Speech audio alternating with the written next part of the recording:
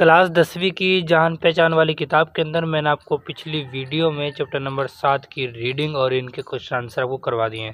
آج کی ویڈیو میں چیپٹر نمبر 8 کی ریڈنگ اور ان کے کوشچن آنسر کریں گے اور اس چیپٹر کی تشریح بھی کریں گے، ٹھیک ہے؟ تو چلیے ویڈیو کو شروع کرتے ہیں، اور ویڈیو کو شروع کرنے سے پہلے اگر آپ ہمارے اس چینل پر نئے ہیں تو اس چینل کو ضرور سبسکرائب کر لیں، شیئر کر دیں، لائک ضرور کریں۔ اور آپ سے شکایت رہتی ہے کہ آپ ویڈیو دیکھنے پر لائک نہیں کرتے ہیں، لائک بھی ضرور کریں۔ تو چیپٹر سے پہلے ان کے رائٹر کو پڑھ لیتے ہیں۔ بسم اللہ الرحمن الرحیم۔ میر انیس فیض آباد میں پیدا ہوئے۔ ان کا اصلی نام میر ببر علی تھا۔ ان کے والد میر خلیق بھی ایک معروف مرثیہ گو تھے۔ مرثیہ گوئی کی تاریخ میں میر انیس کا بڑا مرتبہ ہے۔ انیس کے مرثیے کی بہت سی خوبیوں میں بیان کی صفائی، سلاست اور جذبات نگاری کی خاص اہمیت ہے۔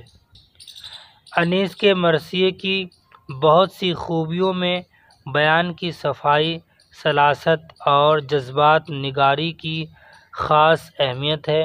مناظر فطرت کی تصویر کشی اور ڈرامائی تاثیر کو ابھارنے میں بھی انہیں بڑی مہارت تھی۔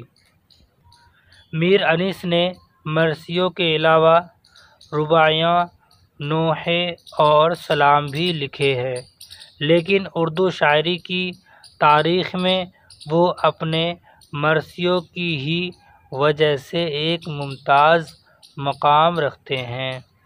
آئیے اب یہ نظم پڑھتے ہیں۔ رباعیات پہلے ان کو پڑھ لیتے ہیں، اس کے بعد ان کی تشریح کریں گے، ٹھیک ہے؟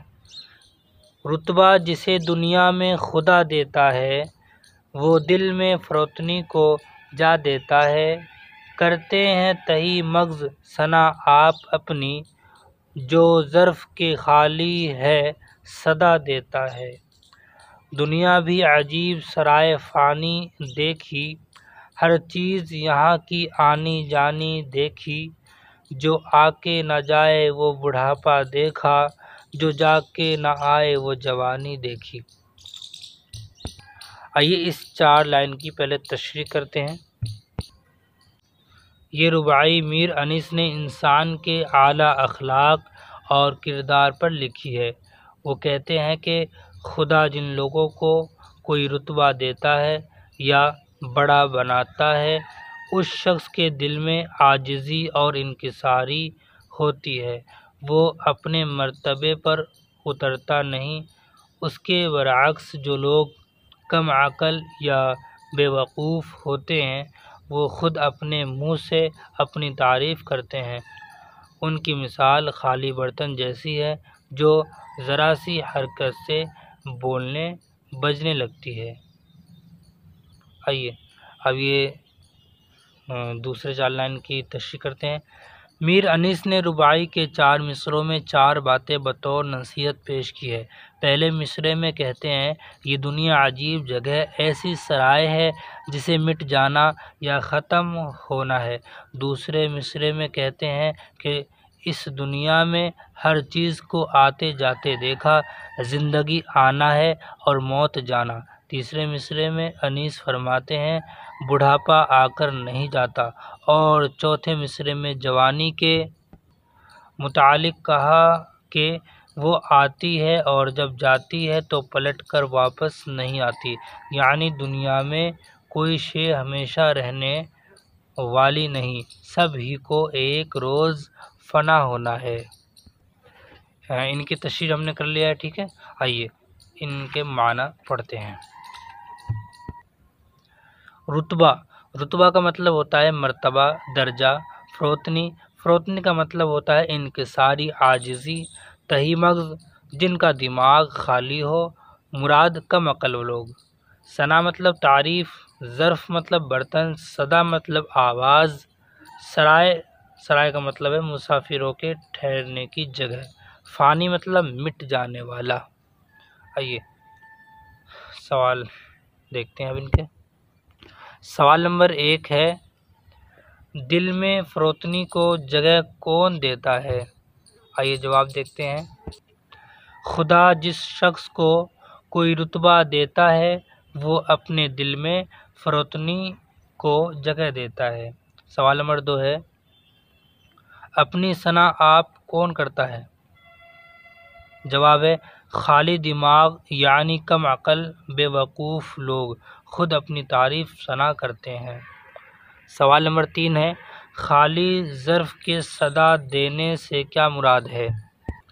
جواب ہے، خالی ظرف برتن، یعنی ظرف کا مطلب ہوتا ہے برتن، خالی ظرف کے صدا دینے سے مراد یہ ہے کہ جو برتن کسی چیز سے بھرا ہوتا ہے اس میں سے آواز نہیں آتی، خالی برتن سے آواز آنے لگتی ہے۔ شاعر نے یہاں کم عقل لوگوں کو خالی برتن کہا ہے جو خالی دماغ ہوتے ہیں اور اپنی تعریف خود کرتے ہیں۔ سوال نمبر 4 ہے، شاعر نے دنیا کو سرائے فانی کیوں کہا ہے؟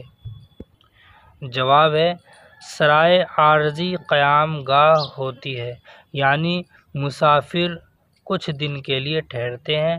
دنیا میں آنے والے لوگ ایک روز مر جاتے ہیں، ان کی زندگی عارضی ہوتی ہے، اس لیے شاعر نے دنیا کو سرائے فانی کہا ہے کہ ایک روز یہ دنیا بھی فنا ہو جائے گی۔